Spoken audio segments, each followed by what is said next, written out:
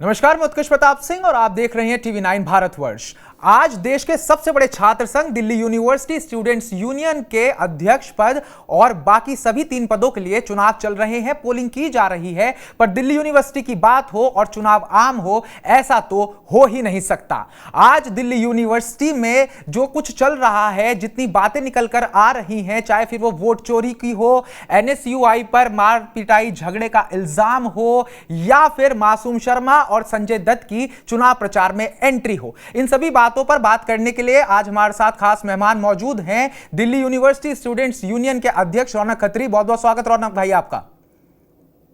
बहुत बहुत शुक्रिया उत्कर्ष जी। रौनक भाई, सबसे पहले तो मैं आपसे पूछना चाहूंगा, सुबह से हम देख रहे हैं पोलिंग चल रही है, बातें निकल कर आ रही है, एनएसयूआई कह रही है कि यहां पर वोट चोरी हो रही है, ईवीएम में गड़बड़ी है। अब तक ये राष्ट्रीय स्तर के चुनावों पर हमने सुना था, ये स्टेट असेंबली के चुनावों में हमने सुना था, अब डीयू के चुनाव में भी हमें ये सब सुनने को मिलेगा।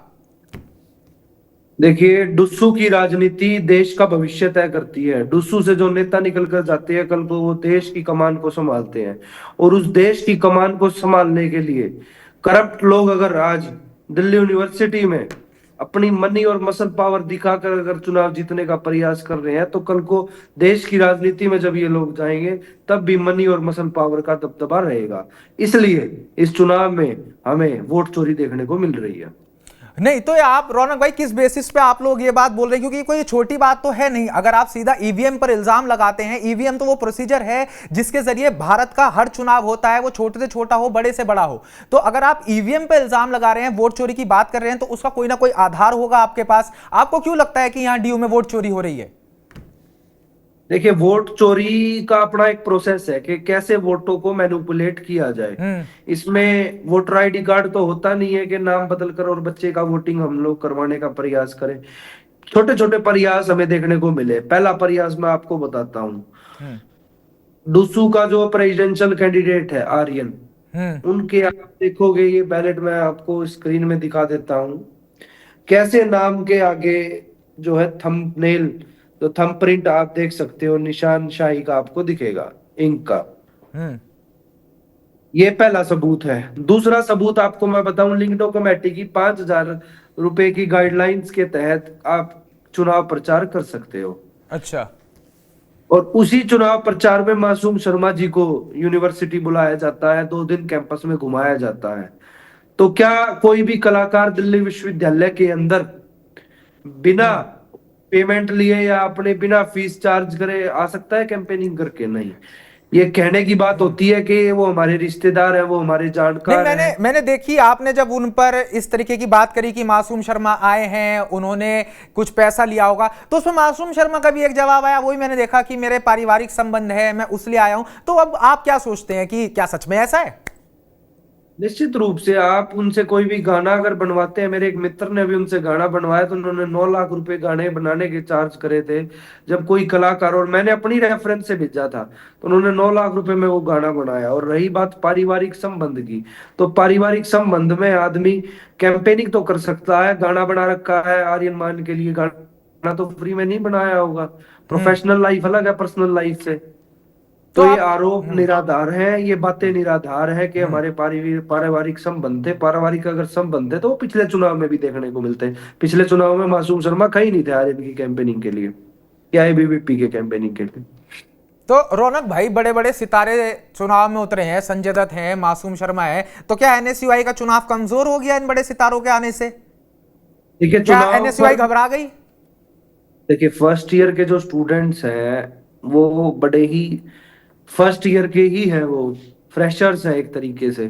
उनका, मैं कहूंगा, अट्रैक्शन फर्स्ट फ्रेशर्स को जरूर मासूम शर्मा के नाम से हुई है, और उससे वोटों का इन्फ्लुएंस भी हुआ है। एनएसयूआई किसी कलाकार से नहीं घबराती। मासूम शर्मा जी मेरे बड़े भाई हैं, ना हम उनसे घबराए हैं। परंतु ये वोट चोरी का एक पार्ट है। जिस प्रकार आप इंक और स्याही की बात करेंगे, जिस प्रकार आप कलाकारों को दिल्ली विश्वविद्यालय में आगमन पे बात करोगे, तो ये उसी का ही एक पार्ट है। और एनएसयूआई इन छोटी छोटी हथियारों से नहीं घबराती। एनएसयूआई ने अपने दम पर दिल्ली विश्वविद्यालय का पिछला चुनाव जीता था, और इस चुनाव में भी बहुत अच्छे से चुनाव लड़ा। तो रौनक भाई, एबीवीपी तो आप पर भी आरोप लगा रही है कि रौनक खत्री लड़ाई झगड़े करवा रहे हैं यहाँ चुनाव में, रौनक खत्री अपने अमले के साथ पहुंच रहे हैं, तो इसमें कितना सच है? ये निराधार बात है। मैं डूसू अध्यक्ष हूं जब तक अगला डूसू अध्यक्ष नहीं चुना जाता है। एक लड़की जो पिछले साल मेरे मिरांडा कॉलेज के बाहर जब मैं कैंपेन करने पहुंचा था तो वहां पर भी डिस्टरबेंस क्रिएट करने का प्रयास उसने किया था। ठीक उसी प्रकार अब ये कहते हैं कि बिना आईडी कार्ड के एंट्री केएमसी कॉलेज के अंदर नहीं हो सकती। ये लड़की, मैं आज गारंटी आपके चैनल के माध्यम से देके जाता हूँ, केएमसी कॉलेज की छात्रा नहीं है, फिर भी केएमसी कॉलेज के अंदर ये घुसी और मुझे धक्का देने का प्रयास किया गया, जिसकी वीडियो मैंने अपने सोशल मीडिया हैंडल पर भी शेयर की है। तो ये आरोप निराधार है। जब जब एबीवीपी डरती है तो महिलाओं का विक्टिम कार्ड खेलने का प्रयास करती है, जिसका जीता जागता उदाहरण हमारे सामने है। अच्छा रौनक, कल चुनाव परिणाम आने वाले हैं, तो हम क्या अपेक्षा कर सकते हैं, किस तरीके के चुनाव परिणाम हमें देखने को मिलेंगे? क्योंकि रौनक, एक साल आपने भी डूसू में काम किया है, आप अध्यक्ष रहे हैं, तो क्या ये मान सकते हैं कि आपके जो काम है उनका प्रभाव इस चुनाव में देखने को मिलेगा? एनएसयूआई को उसका फायदा नुकसान हो सकता है? देखिए, हम काम कितने भी करें, परंतु अगर कैंपस के अंदर वोट चोरी हमें देखने को मिलेगी, वोटों को जबरदस्ती इन्फ्लुएंस करने का प्रयास किया जाएगा, उन कैंपसों के अंदर वोटिंग को स्लो किया जाएगा जहां एनएसयूआई का कैडर वोटर है, तो निश्चित रूप से ये वोटों को और चुनाव के नतीजों को बदलने का प्रयास है, जिसके तहत रिजल्ट्स में भी हमें मैनिपुलेशन देखने को मिल जाती है। मैं रौनक खत्री, अध्यक्ष दिल्ली विश्वविद्यालय, इस बात का एश्योरेंस करता हूं कि जो वोट चोरी के इंस्टेंसेस हमें देखने को मिले हैं, मेरी हाई कोर्ट की पिटीशन तैयार हो रही है और जल्द ही मैं हाई कोर्ट मूव करूंगा। अच्छा रौनक, एक चीज और मैंने देखा, जो आपकी अध्यक्ष पद की उम्मीदवार हैं जोसलिन, वो इस कॉलेजेस में जाकर शराब की बोतलें फोड़ रही हैं, चाहे वो बहिष्कार ही हो, पर क्या आपको लगता है विद्या के मंदिर में मदिरा की बोतलें फोड़ना सही है? रौनक खत्री का इस पर क्या कहना है? देखिए, जो सामने कैंडिडेट चुनाव लड़ रहा है अध्यक्ष पद का, वो एक ऐसी परिवार से बिलोंग करता है जो परिवार बहुत बड़ा शराब कारोबारी है।